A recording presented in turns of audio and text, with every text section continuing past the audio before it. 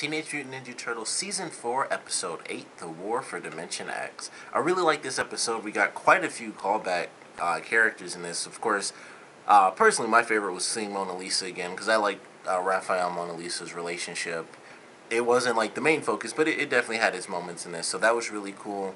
We got to see Kraang Subprime, which I thought was interesting, and we also got to see Bishop come back, and we got Bishop, we got Queen, and I forgot what they did for the one that looked like Irma. We also got, visually, we got Irma back. That really surprised me, though, because I didn't think that they would have the visual aesthetics that the Kraang took, because the Kraang, of course, invaded Earth. I wouldn't think that the Utroms would have that at all. Like, Bishop had the human designs, because he made that design for the other Kraang, but I didn't think they'd have, like Irma and the principal from like the first season. I guess she's been in pretty much every season though, because of the Kraang suits and stuff. But that was surprising. So it was kind of cool to see that they had visually different designs, because the Queen had she was like all white, so she had like white hair and stuff. The Utrom version of Irma had like blue hair and like blue lipstick instead of Kraang Subprime's version, which I believe looked exactly like Irma in her actual human form with like the purple hair and purple lipstick. But it was cool seeing all those characters come back into play. Seeing Bishop go up against Kraang Subprime, and I believe he called him Knight. That was his designation when he used to be one of the Utroms.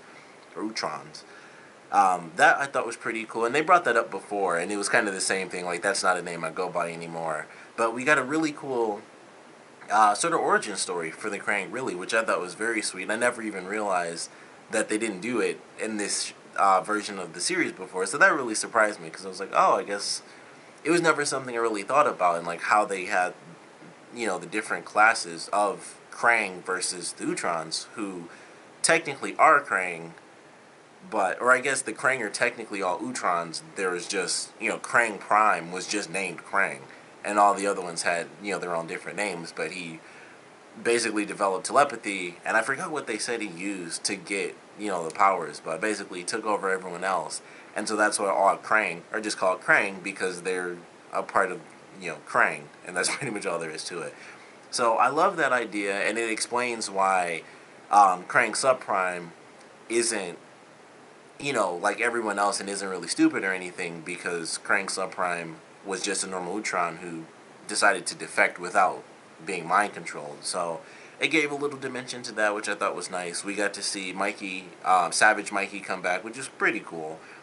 Seeing Dimension X in general was fairly surprising, and I wasn't expecting it from the opening that we got, where we see Mona Lisa and Sal Commander talking to the Kraang. That really surprised me, and I knew once they mentioned the Turtles, I'm like, they're going to say like, oh, they won't help us, maybe the Turtles will. I knew that was going to happen, so of course it does, and they get captured, but it was great to see them come back. Definitely a great action episode for sure. The end set piece was just really good, and we have the Utrons coming in, and they have like the sort of white clear plastic versions of the fake bodies instead of them being blue. I thought that was a nice little distinction that helped really. So that was nice. We got to see basically a dragon, a two-headed dragon, which reminded me of it reminded me of the Blue Eyes White Dragon from Yu-Gi-Oh!, which I thought was funny when it first showed up. But that was really nice, and we got to see Raph and Mona Lisa kind of deal with that. And they do like the crazy slow motion thing when it crashes and she's flying through the air, but they have, weird Dimension X gravity, so Raph was still able to save her, even though he was, falling down and she was kind of going forward. He was still able to use sort of the little, I think he used the little worm thing. I don't think he threw a grapple hook at her. So he used the little worm thing and was actually able to save her. So I was like, that was kind of cool, because they, weird gravity on Dimension X, or in Dimension X. But it was definitely a fun episode. There wasn't like a huge, crazy, like mind-blowing sort of thing that happened, even though we did get to, the classification of Kraang and Utron and stuff like that. The biggest thing that really came out of it, of course, that'll last for the rest of the series, is going to be the fact that the Turtles now know where the rest of the pieces are. And that was pretty cool, and I love the way they did it, where I can't remember the name of the good Irma bot, what the classification was. I remember, Bishop is Bishop, and then the Queen was the Queen. I believe Irma was Rook. I believe it was Rook, and then Kraang Subprime was Knight. So Rook is about to tell the professor, like, oh, this is where they are, because, who knows what's going to happen. And then the head gets blown off, and he's like, of course, that's exactly how it happened. So I love that little scene, because that's how TV always goes. It's like they're about to be told the ultimate secret to drive, like the great push towards the main plot. And then, like, oh, man, that person died. But they made it funny, and then ultimately we still got the answer by the end of the episode. So we have... Honestly, I totally forgot what the first planet was. I only paid attention to the second one because it was like a lava planet, and that just kind of has me excited. I don't know why. It doesn't really mean anything. They could both... I'm sure they'll both be really good episodes because they're going to be like really big plot-heavy episodes where they're trying to get the next piece. So I'm sure either way, like both planets are going to be really fun, but I always focus on like lava planets. It's always kind of cool to me. So I'm looking forward to both of those. I'm sure we won't have, everyone kind of all working together in the very next episode, but it was a nice sort of ensemble type of episode where we got to see a lot of characters come into play. We got, Mona Lisa and Sal, we got the Kraang coming back into play, we got Kraang Subprime, who, at this point, I think Kraang Subprime is going to be in pretty much every Kraang episode. We might not see Kraang Prime anymore, but Gilbert Gottfried is going to get his money, and he's going to be in every Kraang-based episode, because it just works. Like, he is really funny, and considering they're not in New York anymore, they kind of need Kraang Subprime, or at least Kraang Prime. They need one of them to kind of drive that plot forward, because otherwise it's just Kraang doing the Kraang voices, and it's just going to be like, oh, contact whoever, and that's going to be what drives the plot forward. So odds are we're going to be seeing Kraang Subprime in pretty much every episode involving Kraang from now on, and if it's not Subprime, then most likely it'll be Prime until at least they get back to New York. And then it can just be whatever random Prime ship with no Prime or Subprime remotely involved in the episode. But considering what they're doing right now and trying to find the pieces, I think the Kraang are going to be, at least led by Subkraang in each episode. But who knows? They might not even be that big of a focus, because they kind of aren't, really. I was surprised that they were even in this episode. I hadn't even considered Kraang being in this season, to be completely honest, because of the Triceratons. I thought they were replacing the Kraang, at least for this season, because of what happened in the previous season. And I thought that was really cool. So we might get to see that. This brought up a ton of questions for me as far as the timeline, because it's like, alright, they kind of push things together, because I believe, if I remember right from the last season, Bishop didn't show up until the last 2 or 3 episodes.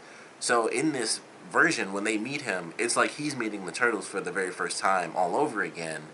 And they don't really bring that up, like the exact time travel stuff. And even the professor doesn't bring it up. He just mentions, oh, they've done a lot of good and they're trying to save Earth. He doesn't mention, like, oh, they went back in time and all this other stuff.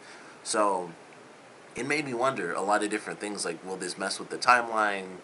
What's it going to affect? And it just brought that question to the forefront for me, because I've wondered from the very beginning, how are they going to blend the two timelines? Because either Earth is going to get destroyed and they'll have... somehow they'll fix it, and that'll, continue the timeline loop, or they will completely stop Earth from being destroyed altogether, which would alter the timeline. Obviously, they would never have gone back in time. So I'm wondering how they're going to deal with the whole time jumping stuff when we get to the end of this season. So it really brought it up in this one, because they met Bishop, who they knew, but Bishop didn't know them. And like I said, they didn't put any dialogue in there where the Turtles mentioned, like, oh, we've met before. And Bishop's like, no, we haven't. And they talk about time travel. It's just like they need help. And it just kind of went like a normal episode, as if this was actually the first time they'd ever met. And of course, Kraang Subprime meeting them during this time, which he didn't in the initial timeline and stuff. I don't think that would matter, really. It wouldn't be that big of a deal. But of course, that entire battle never took place. Excuse me. That entire battle never took place initially, because the only reason it happened... I mean, they may have had that conversation, like Mona Lisa and stuff, but they wouldn't mention the Turtles because they didn't know them. So that entire battle that actually took place all came, just from, all the stuff that happened. So, well, actually, the battle didn't happen because of the Mona Lisa stuff, but the battle itself wouldn't have happened in general because the Turtles, weren't involved. So it just made me wonder if they would, if they're gonna touch on that anytime soon, or if they're gonna kind of just save it like for the end, like this is what happens, because I'm still really curious, because there's so many time travel things out there. It's just like, how are they going to do the timeline? And maybe Earth was meant to get destroyed all along, and right after the turtles from the last season jump 6 months back, the turtles that we're watching right now will be like, poof, here's the answer, and everything just gets saved or something. But I'm looking forward to it. Definitely enjoyed this episode. Really great action episode. Really love getting to see a lot of characters come into play. Bishop, and introduced to Queen and Rook. The design of Irma, at least, it wasn't actually Irma, but we got to see Irma, which was really cool. Mona Lisa and Sal were in it as well. Kraang Subprime. Don't really care too much about seeing Kraang, Subprime, but it's always funny for sure, so I enjoyed that. But definitely want to know what you guys thought about this one, so please comment below. Let me know your favorite parts, your least favorite parts. And because we were introduced, really into the backstory of the Kraang and the Utroms and everything about them, I want to know what you guys think is going to happen with the Turtles and their team up now that they've kind of gone through this first really big battle. Because they never had that before. It was Bishop, and that was it. And so now we really have, there aren't just like a couple of Utroms or anything like that. It's a ton of them, and they actually went to war in this episode. And I'm pretty sure that's going to come up again. It might not exactly happen this season, but I feel like it will, just because it's kind of a galaxy-wide sort of thing, and the Turtles, once they make a connection, they'll show up again. They kind of have to. So I want to know where you guys think they're going to go with this whole Kraang war, and the Turtles kind of either being involved a lot or kind of watching it happen and stuff, like just how you guys think it's going to go. So please comment below, let me know, and thanks for watching.